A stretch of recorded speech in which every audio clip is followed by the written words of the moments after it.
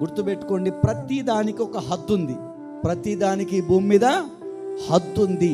దేవుని ఆశీర్వాదం రావడానికి ఒక సమయం ఉంది.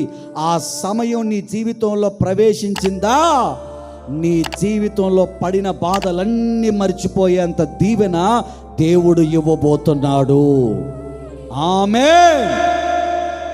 ఎన్ని అవమానాలు పడ్డారండి వాళ్ళు కూడా. ఎక్కడికి పోతే అక్కడ అవమానాలు, ఎక్కడికి పోతే అక్కడ అవమానాలు, ఎక్కడికి పోతే అక్కడ అవమానాలు.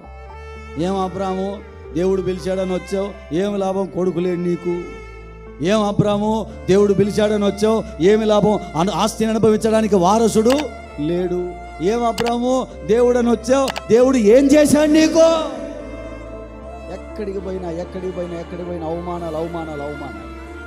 ఒక టైం వచ్చింది, ఆ తల్లి నోటి నిండా దేవుడు నవ్వును కలుగు చేశాడు. ఈ సమయం మనకు కూడా దేవుడు అనుగ్రహించును గాక.